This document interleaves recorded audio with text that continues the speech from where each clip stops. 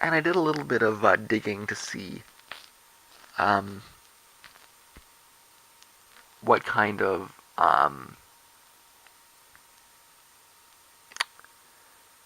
discourse there is about Sanders supporting the Green Party.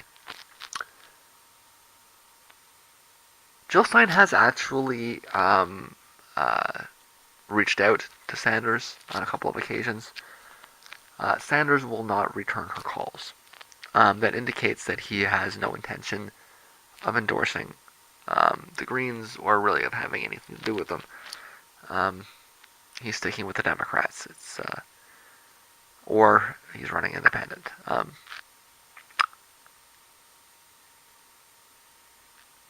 I think that that may turn out to be a giant tactical error. We'll find out in the end. I know that, the whole basis of him running as a Democrat was to exist within a two-party spectrum. But, you know, whether this, whether it was by accident or intentional, and it's not clear to me which one of it is, he has broken the two-party system already. Okay? And that's what we're going to see over the next couple of months, is we're going to see it start to fall apart. It's not entirely his doing. A big part of it is Clinton. A big part of it is Trump. But it's falling apart, I think. I know that somebody says this every election, right? And it never happens. But the changes that we're seeing are very fast and very big. And when you see big changes fast, you get fracture points. And I really don't know how the two-party system as it exists can survive a Clinton-Trump election.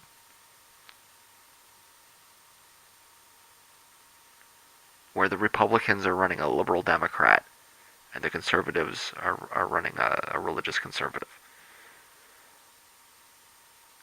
And both of them are, like Trump is a liberal Democrat, but his race policies are horrible, and his fiscal policies are terrible.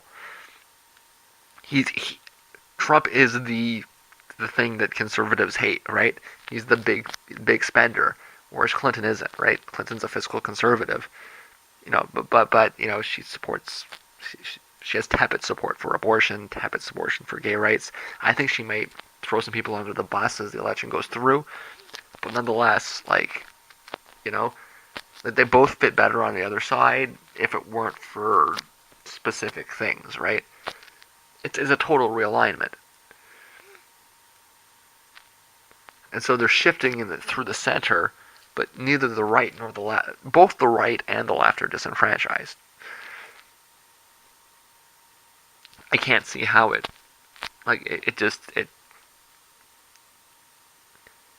the only other option is this is the end of democracy, right?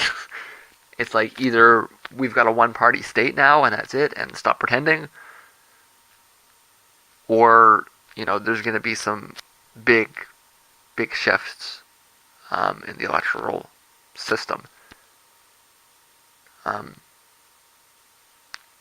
we may find out 6 to 8 months from now that this is a big error. Ignoring a third party. Because you either want it, if you're a partisan Democrat and you really want Clinton to win, you're gonna or you really want the left to win, you're gonna want to either keep Stein below a certain level, or push her past a certain level. It's the midpoint that's scary, right? And my intuition is that there's a non-trivial chance that she'll get there. So just to carry on this point, Sanders needs to be really careful, right? Because the moment that he actually endorses Clinton, he loses all credibility, right? I know that you know, whether the point was to bring people in or whether he's trying to pull people over, this was not thought through well one way or the other, right? The actual reality, the actual truth of it is that the moment that he says vote for Hillary Clinton is the moment that it collapses, right? And all of a sudden you've got millions of people that were excited about something that are looking for someone to vote for, right?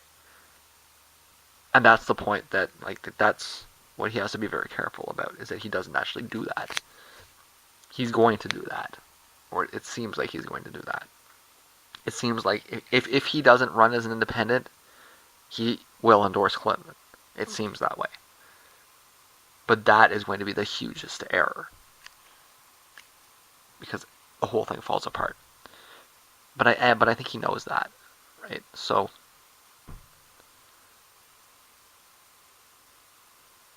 I don't think there's any particular use in trying to get into his head too much. You know, um, you want to look at the situation, analyze it, kind of try to do it objectively from a distance rather than try to get into somebody's psychology, right? But it's already started. There are people that are doing this. Um, is there enough time for a trickle to move into a stream? We'll find out over the next couple of months. But that will be that what happens on that day may very well decide the election, right? In Canada, we call that the balance of power, and the NDP does often have it. And I think there's a strong argument that Bernie Sanders has the balance of power in this election, and what he decides to do with it could very well decide how it turns out, right?